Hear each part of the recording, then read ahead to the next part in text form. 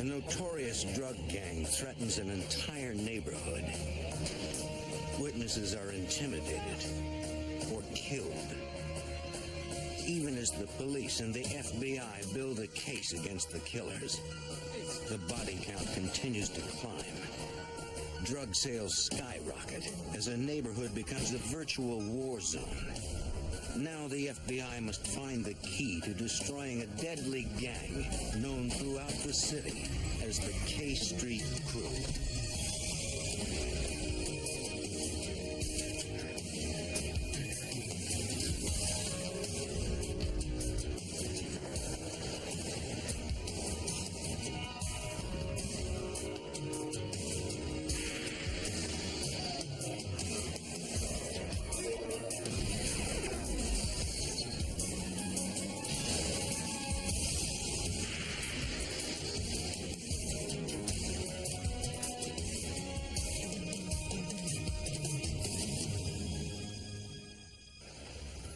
In the 1990s, the war on drugs was in full swing. The front lines were often America's inner cities, where gangs used violence and murder to rule their empires.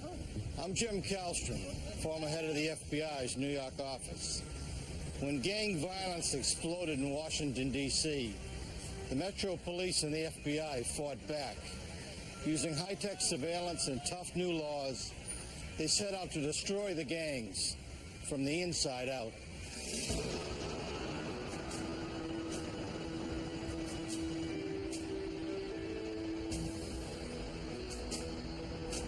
Washington, D.C. In this city of monuments and museums lies the heart of American justice. The Supreme Court, the Department of Justice, the Federal Bureau of Investigation. But even our nation's capital is not immune to crime. March 22nd, 1991. 20-year-old Wendy York returns home after running errands. Teresa! She shares an apartment with her cousins, Terita and Teresa Lucas. Teresa is in the living room, lying on the couch. Her face is covered with blood. Oh my God! Wendy runs from the apartment and calls 911. An emergency dispatcher directs units to the scene. DC Metro Police arrive at the apartment within minutes. Teresa Lucas has been shot through the head.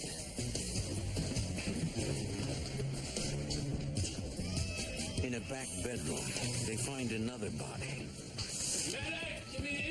And a child. The second victim is Teresa's sister, Terita. She has also been shot in the head. Her child is unharmed.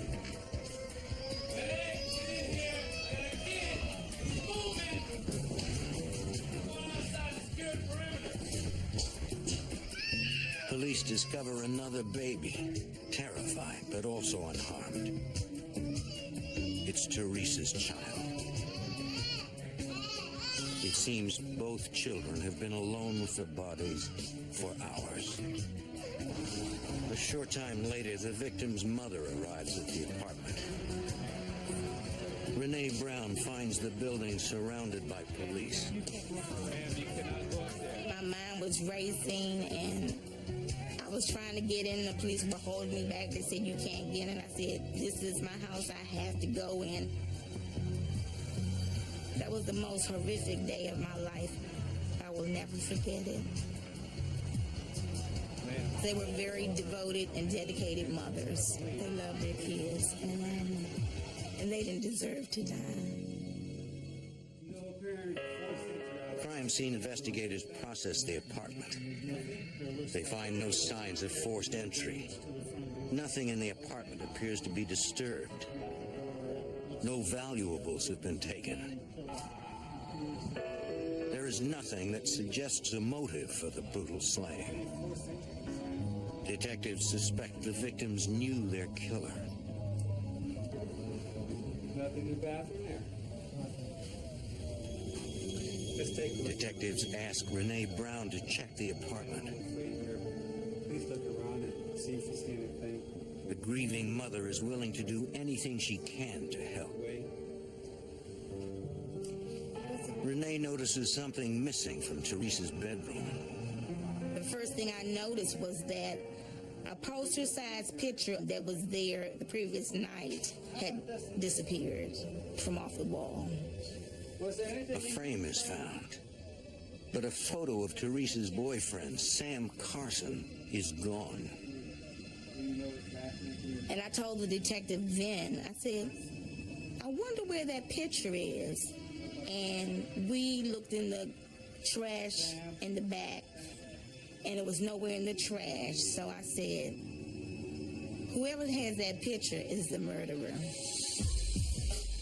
Police contact Sam Carson to ask him a few questions. How you doing?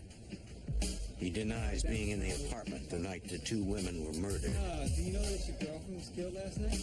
Although Carson is a likely suspect, police have no physical evidence to tie him to the murders. Like, where were you last night? The double homicide catches the attention of law enforcement across the district, including the FBI.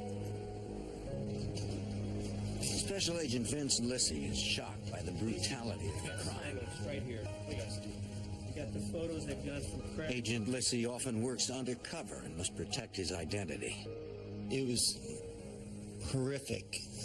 The police had very few leads to go on.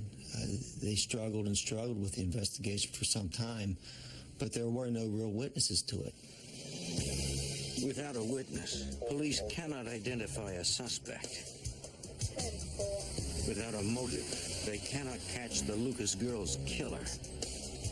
And without evidence, the double homicide will become a statistic. Yet another unsolved murder in a city plagued by violence.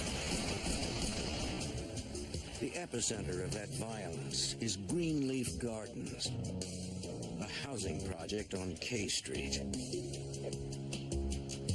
The drug trade has reduced the neighborhood to chaos, according to Detective Steve Kirshner.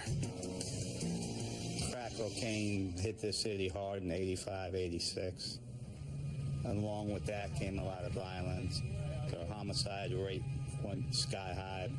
I believe it started out mostly from jealousy of who was making the most money. There were kidnappings, assaults. Just led to a very violent area. Buyers, many of them from the suburbs, made the dealers on K Street rich. The area provided few economic opportunities, so the lure of easy money proved a powerful recruiting tool. It was a huge moneymaker for them, and it was pretty hard to tell a 14 or 15-year-old kid, hey, listen, go to school, do all the right things, whenever they can go out on the street, sell crack and make $1,000 a day. They could buy all the things that they didn't have before because they lived in an impoverished home. With millions of dollars in easy profits at stake, competition between dealers grew fierce.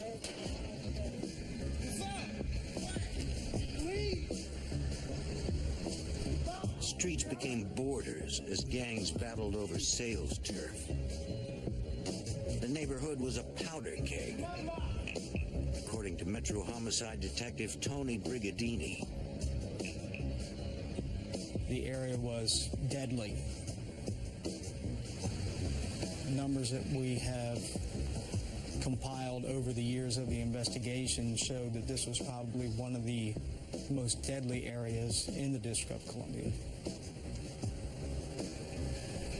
It's very close to some of the government buildings in Southwest Washington, which was interesting in that there's an incredible amount of crime going on in a small area so close to a downtown business district. The FBI and D.C. Metro Police formed the Safe Streets Task Force. Their job is to clean up a neighborhood that has become a war zone.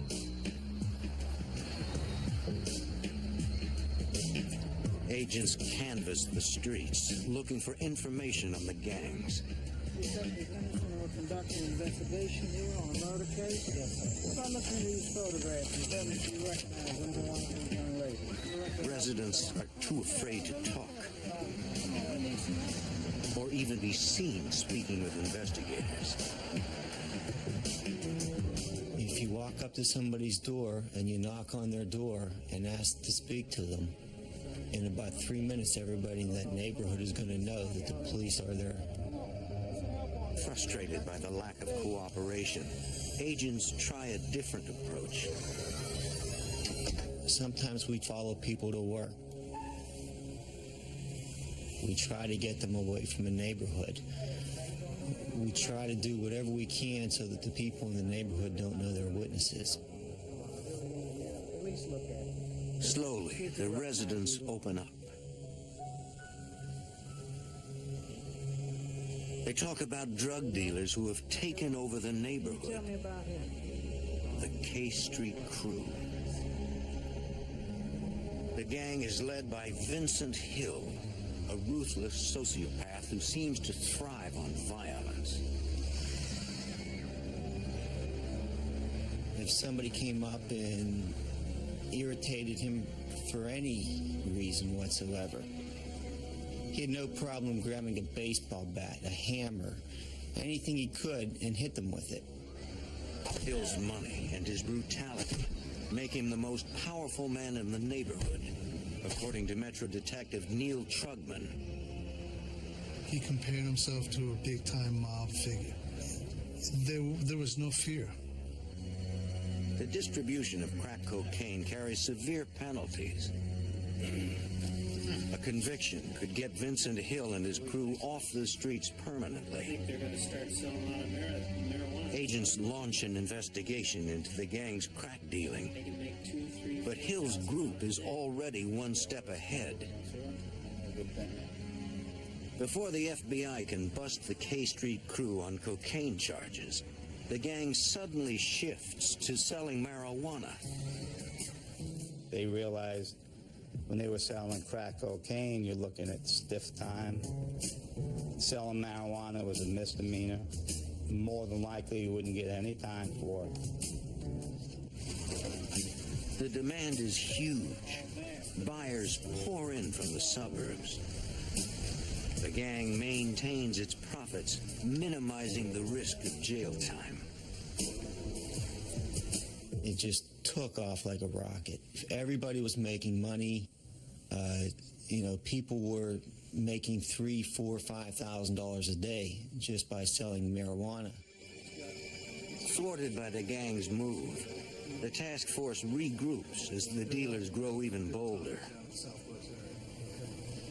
I would drive by in unmarked cars, and they would hold bags of marijuana up, 3 for 20, 3 for 20. And then when they finally got close enough to realize they were a cop, they would run. The dealers simply abandon their stashes until the cops leave. Minutes later, the dealers return to the exact same spot with a new stash and set up shop again. As business expands, the violence escalates, sometimes involving innocent victims.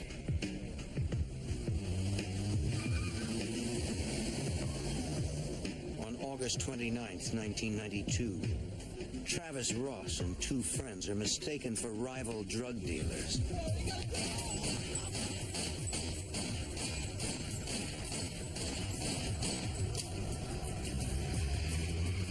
Ross is killed instantly.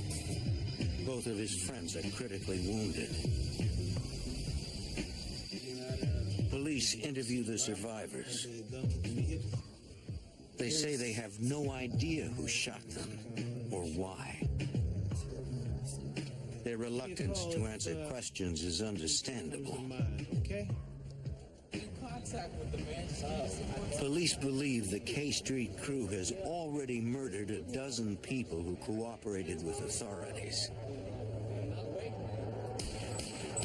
What they don't know is how the gang is able to identify these potential witnesses. In 1995, Bruce Spencer is shot 5 times at point-blank range by a K Street crew member. Somehow he survives. He is willing to identify the man who shot him. The task force immediately places Spencer in protective custody. He is registered at a D.C. hospital under the name John Doe. While Spencer recuperates, Agent Lissy and other investigators scour Greenleaf Gardens looking for the men who tried to kill him. On K Street, Agent Lissy and Detective Trugman find themselves face to face with Vincent Hill, the gang's notorious leader. I said, look, all your witnesses are going to die, every one. Even your buddy who's in the hospital under the name John Doe in room, and he told me exactly what room it was. 22. And I shook my head as if I didn't know what he's talking about, but I knew exactly who he was talking about. They wanted to let us know that it was their business to locate witnesses and silence them.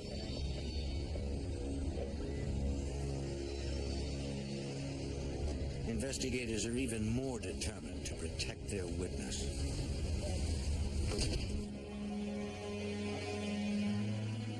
But word of Hill's threat reaches Spencer.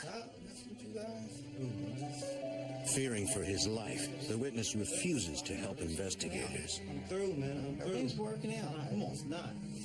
The task force is frustrated, having lost another battle in their war against the K Street crew.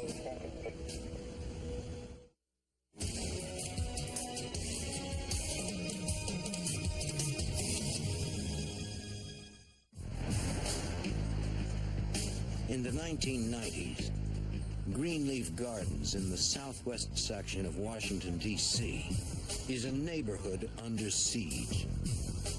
A gang calling itself the K Street Crew has claimed the housing project as its base of operations and turned it into a killing zone. Metro Police, working closely with the FBI, struggle to link the gang to a rash of killings. Investigators know it will take more than individual murder convictions to stop the widespread violence. They need a strategy that will take down the entire gang. The Joint Task Force decides to use RICO, a federal racketeering statute that will allow them to prosecute the K Street Crew as a single, corrupt organization that sells drugs and commits murder to protect their interests. Homicide detectives re-examine dozens of cold cases that were once attributed to the random violence of the projects. They search for anything that will link the K Street Crew to murder, according to Detective Tony Brigadini. Some of the cases that we were investigating were 8 years old, 10 years old. We would have to go back and research case jackets, try to find evidence that had been collected 8 or 10 years earlier, try to locate crime scene photographs, things of that nature. Yeah, there, here it is. See this car? Is that the same? So, in trying to build a strong case, we were dealing with very little information. In the meantime, agents launch a covert surveillance operation to gather evidence on a gang's growing drug business. Special Agent Vince Lissy. We wanted to show the conspiratorial nature of these guys, how they operated on the street, how they took turns selling drugs, who supplied who. And we thought that if we could have undercovers introduced to the group, that we could accomplish this. FBI agents set up a stakeout in an apartment overlooking K Street. The landlord offers it to them free of charge. We got some camera equipment, video, and still photos, and we would sit up there and watch them and try to get the people on K Street's patterns down. We would see Vincent Hill out there and see how he operated. Investigators watched the area for weeks. Once they've established the gang's patterns, they develop a plan. Most of the drug transactions on K Street are conducted with buyers in cars. To get closer to the dealers, they'll need a vehicle. We decided the best approach was to use a pickup truck. We got the oldest, dirtiest pickup truck the FBI had. We bought some toolboxes and put toolboxes on the back of the truck to make it look like a construction truck.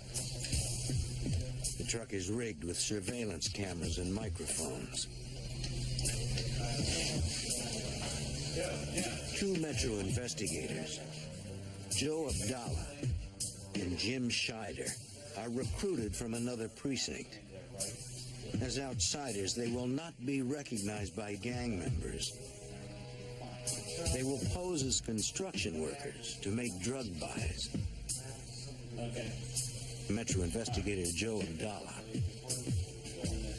So if me and Jimmy had it prearranged, if I was in any trouble or I felt my safety was in jeopardy, I was going to run for that truck, and depending on the situation, Jimmy was going to take off with me jumping in the back of that truck, or he would get out with his firearm. The main target of the surveillance operation is Vincent Hill. The undercover officers expect they will have to make several buys before they can make contact with the gang leader. 5 cars carrying 2-man teams form a perimeter around the neighborhood. They stand by on their radios, awaiting Lissy's orders. Nobody moves until I say something. As the officers attempt their first undercover buy, Jim Scheider knows he is heading into dangerous territory. As soon as we turned the corner, my heart started racing. We knew that there was no turning back at that point. Then on a street corner, they spot Vincent Hill, flanked by his lieutenants.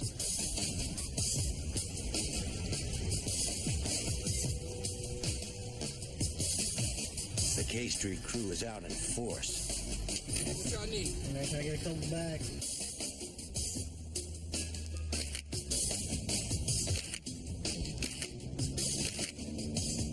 Abdallah doesn't think twice. He gets out of the truck. And I had asked if I could get 2 bags for $40, which meant 2 bags of marijuana, which were $50, but if I could, I get them for $40 a piece. An individual to my left side ran to go get him from a stash, which was on a fence line. And Vincent Hill said, "No, you'll take 2 for $50. I put the money down, and then I walked away. The surveillance team documents the entire transaction. They now have the leader of the K Street crew on videotape, personally selling marijuana to undercover officers. Joe bought from Vincent Hill the first time, and we said, wow, this is too easy. Within 30 seconds, the deal was done. Jim and Joe rolled back to the office, and we were just amazed. The task force has been prepared to wait weeks, even months, to make contact with Hill. But it happened in less than a minute. The Over the next 6 months, they continue to buy marijuana directly from Hill, gradually increasing the quantity. He approached me and we worked out a deal financially. Each time, the sale is carefully photographed. He was there. He never touched the drugs. For 6 months, the operation runs smoothly. Then, a routine buy puts everyone on guard. At one point, when I made a buy from him, I got back into the truck, and Jimmy was driving, and I was in the passenger seat, and Jimmy said, "Hey, he's waving at you." And he was motioning like to roll the window down. So I rolled the window down, and he said, "Hey, look, these guys over here, and they're saying that your buddy's a police officer." He said, "I know you're okay," but he said, "Those guys over there will kill you." Somebody tell me what's going on, please. Yo, I know y'all can't play like that, right? And it threw us off a little bit, and then when we started to leave, the guys that he was pointing to had like hoods over their faces and put their heads away from us. It does not appear to Abdallah and Scheider that Hill suspects they are cops. So they continue the operation.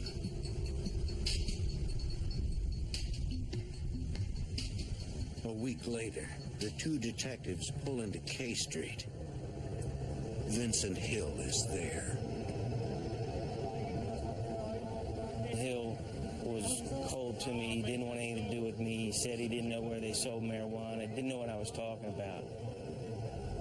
And it was very confusing, because even when he was angry and sold, he was just in a hurry. He'd say, "What do you need? Hurry up and get out of here."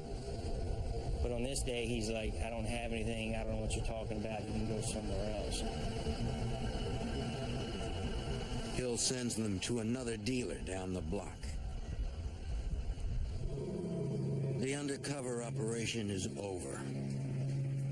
After 6 months of drug buys, the task force still does not have enough evidence to put Vincent Hill and his gang in prison once and for all. Had we charged him with the drug conspiracy alone, it might have gotten him 10 years, or maybe 5 years. And what's even worse, they wouldn't have been held accountable for all the violent crimes they committed. So we still needed to investigate the murders and the robberies and the kidnappings and all the violent crimes that were associated with that group. Investigators still have a lot of work to do. In the meantime, the streets rage with violence. In Washington, D.C., a lengthy undercover operation has begun to produce results. Investigators have videotaped the infamous K Street crew selling drugs. But now, they must find evidence of the gang's more violent activities. In 1995, a brave young woman steps forward. So what would you like to Chrissy Gladden is 19 years old. that you can share with us? As a single mother, she is worried about her neighborhood. Okay. We know you're scared. He's a scary Chrissy tells police that Jerome Martin and Antonio Knight are responsible for a drive-by shooting. She overheard Martin talking about it. Although she doesn't know the victim's name, her description of the crime leads investigators to an unsolved murder. 6 months earlier, Travis Ross had been killed in a drive-by shooting near K Street.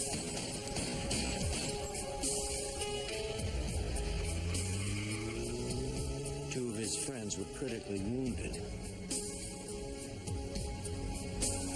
Chrissy wants to testify against the gang. She knows they are the reason her neighborhood is so dangerous. Overheard a conversation between Jerome. Still, she's afraid. She tells investigators that if she speaks out against the K Street crew, they will kill her. Chrissy Gladden and 2 other women finally agree to testify, but only if the FBI places them in the Witness Protection Program. Special Agent Vince Lissy we finally convinced Chrissy, as well as these other female witnesses, that we would work with them. We would try to keep them safe and make sure nothing happened to them. We stressed upon them not to tell people where they lived, not to take people to their new apartments. Chrissy's cooperation pays off. Crew members Jerome Martin and Antonio Knight are indicted for murder. All right. Move the slide up to your bicep.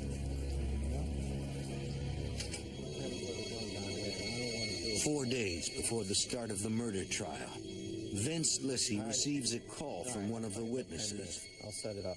She was frantic, screaming, crying, telling me, they killed Chrissy, they killed Chrissy, Chrissy's dead. And I couldn't believe it. And then whenever I realized what she was talking about, it was like somebody punched me in the stomach. Agent Lissy drives over to the Southwest District.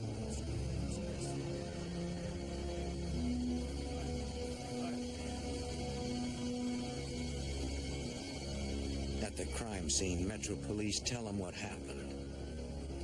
Get that marked right away. Call forensics. According to witnesses, Chrissy attended a party on 37th Street at the home of Antonio Knight's girlfriend. As she left the party, 2 gunmen appeared and opened fire.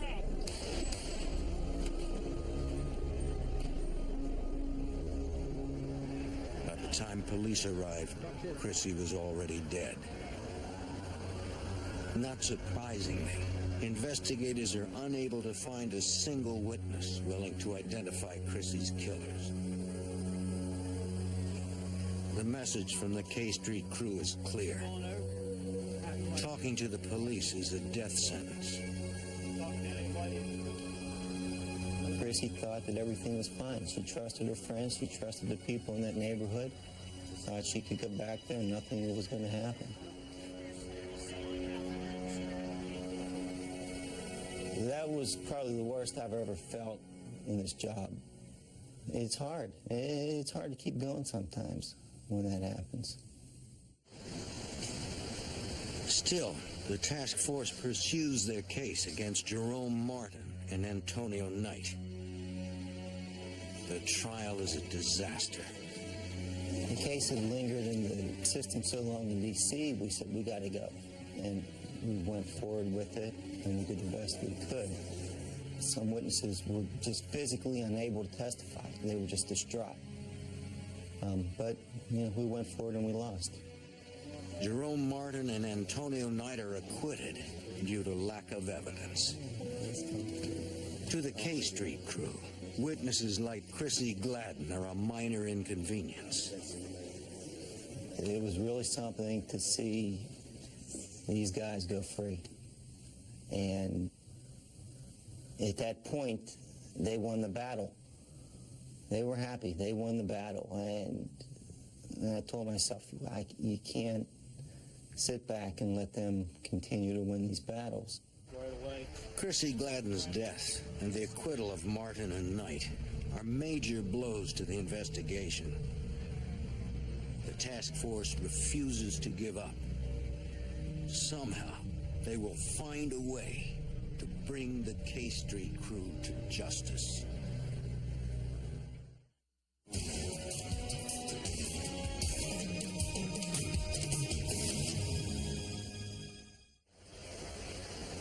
In Washington, D.C., the K Street crew is terrorizing a neighborhood with drugs and violence.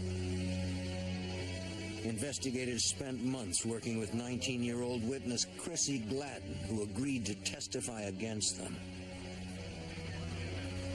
On October 5th, she was gunned down outside a party. What's he going over here? Even without witnesses, Detective Steve Kirshner is determined to find her killers. We stayed on it, trying to find a break in that case. And we did everything we could. We printed up flyers, offered a reward. It really crushed the investigators on the case, especially Vince. It's horrible. It just, you know, part of you says, what more can I do? That's it. You want to wave the white flag. But the other part of you says, wait a minute, I'm not going to give up. You know, I'm not going to give in to their ways of justice. It's not the way it's supposed to be. Less than a month later, the FBI and D.C. police get an unexpected break in the case. Robert Butchie Smith, a senior K Street crew member, is arrested for drug dealing. In an effort to get Smith to talk about the gang, the FBI tells him he faces federal racketeering charges.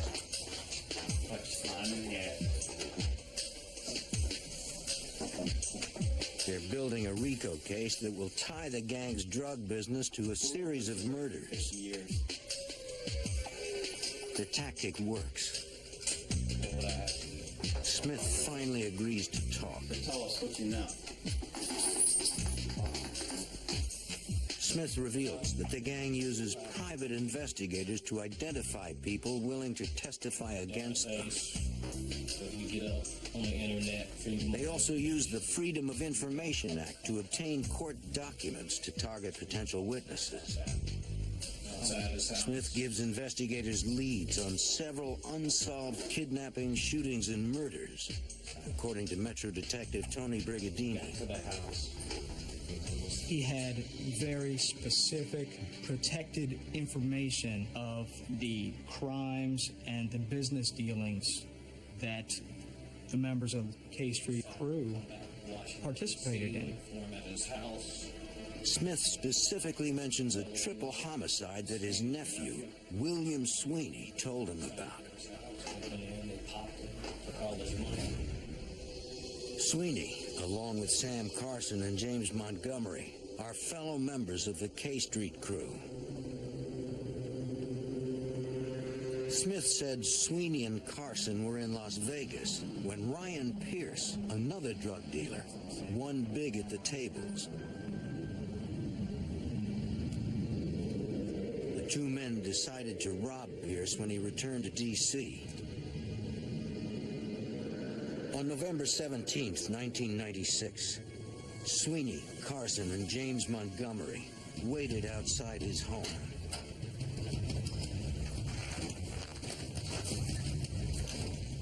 Pierce arrived late that night, along with 3 friends.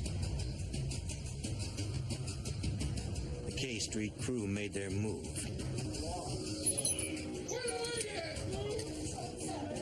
What's up, man? What's this, man? Where the money at? No, what money? Get over here. Pierce told the gunman he had already put his winnings in the bank. There was no cash in the house. Man, this is crazy, man. I don't have no money here, man. Sweeney killed both men. One woman tried to flee, but was shot to death. Another woman managed to hide until the killers left.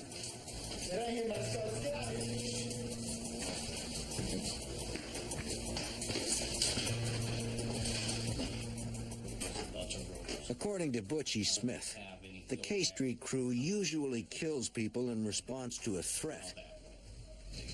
But Pierce's murder was different. This time, it was all about greed.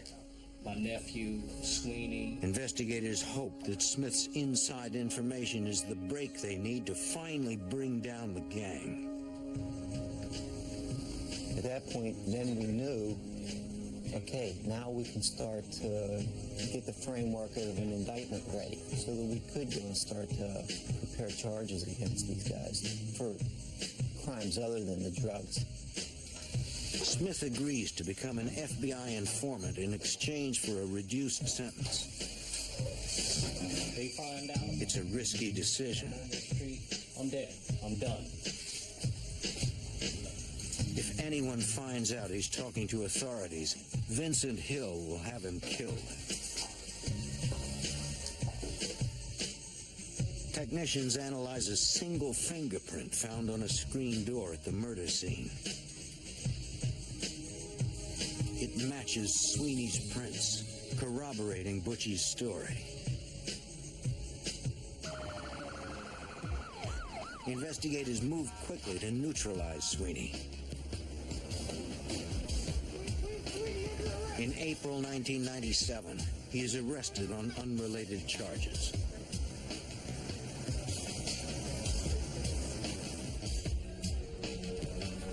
Two months later, just when it looks like the task force is about to put an end to the gang's operation, Robert Butchie Smith is gunned down in broad daylight.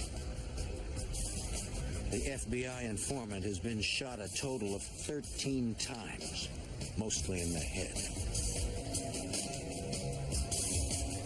When Butchie got killed, it brought back all these feelings and the memories, and you know, it's hard. It's hard to keep going sometimes when that happens. Much like Chrissy's murder, there were no leads. Although many people were out on the street and saw it that day, nobody would come forward. Nobody talked. Butchie Smith's murder threatens to unravel the case against the K Street crew. Investigators have lost their only informant. The brutal killing scares away other potential witnesses. After Butchie's murder, we sat around looking at each other like, what do we do now? Where do we go from here?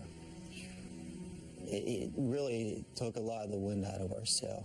We ain't stopping. We had to figure out how we can continue with the investigation. Where were we going to go? We thought, okay, we can follow up with the leads Butchie gave us, but still, we needed somebody on the inside, and we no longer had Butchie to give it to us. We had to gather around and tell ourselves, we can't let this get us down. We can't stop. In 1997, the FBI's case against the notorious K Street crew was in trouble. The only informant had been murdered, gunned down in cold blood. Other potential witnesses are terrified they'll meet the same fate. Before he was killed, FBI informant Butchie Smith told investigators that James Montgomery was one of the men responsible for a triple homicide.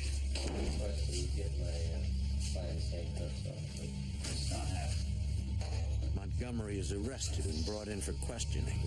Mr. Montgomery, interesting. You got like... Special Agent Vince Lissy pressures the suspect to talk about the triple homicide and the rest of the gang's crimes. Montgomery is already facing a long prison term for the murders. You want to tell me about anything? In the end, he decides to cooperate. Montgomery admits his role in the triple homicide. He also confesses to 7 murders, including that of cooperating witness Chrissy Gladden. Lissy presses for more leads on crimes committed by the gang.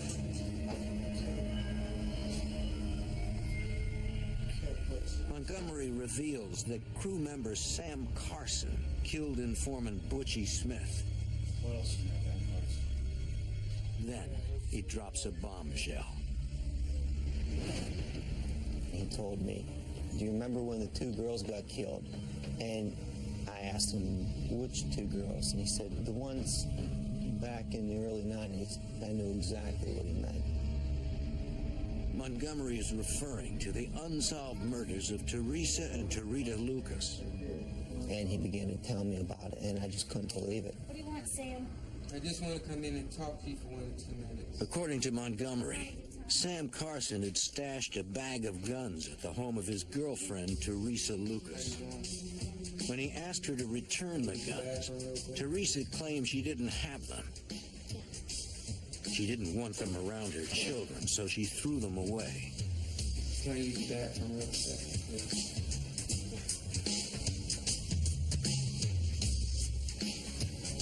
Carson was furious. He decided to confront Teresa one final time. Carson hid his handgun in the bathroom.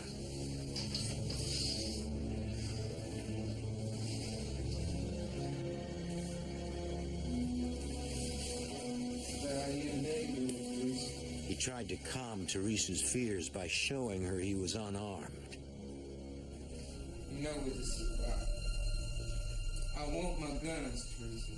He began again to ask her, "Where's my gun? I need my gun. Where did you put it?" No, nobody has them. Sam, I just need them. I want them right now. No, Sam, put them in the house. I want my guns. And she gave him an answer that wasn't satisfactory. All right, you want me to go? You want me to go, right? I get out. He went back to the bathroom, retrieved his gun.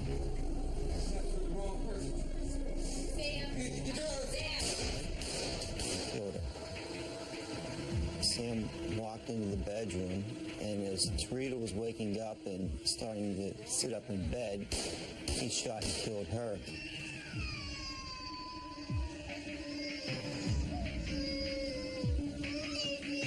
According to Montgomery, Carson got rid of any evidence that linked him to the crime scene. Took his time. When he was satisfied that he had removed any photos, wiped all his fingerprints, he walked from the apartment, got in the car, and left. Investigators asked Montgomery how the crew had discovered the identities of two undercover police officers, Joe Abdallah and Jim Scheider.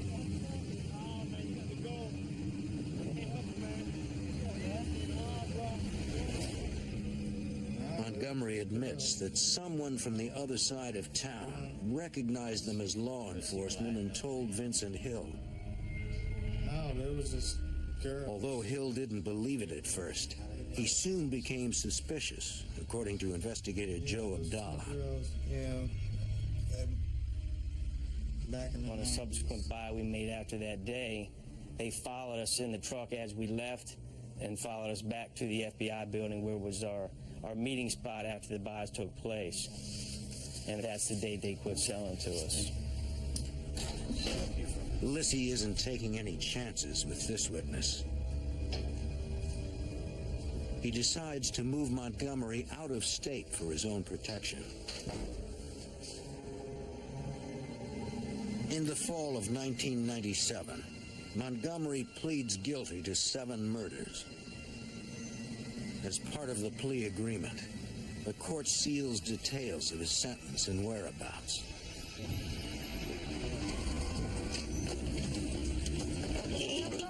FBI, I have a warrant for your arrest. Put your hands on your head now. Police arrest Sam Carson and charge him with the murder of Teresa and Tarita Lucas. William Sweeney, already in jail on unrelated charges, is indicted for the triple homicide.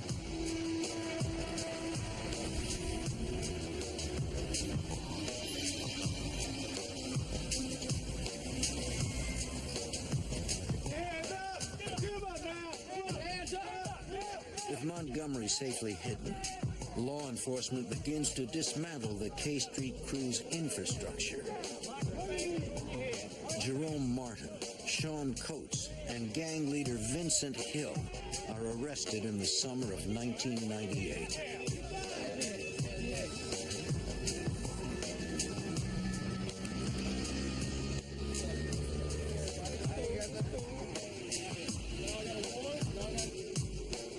A federal indictment charges the gang with 13 murders, 87 counts of racketeering, drug distribution, kidnappings, and robberies.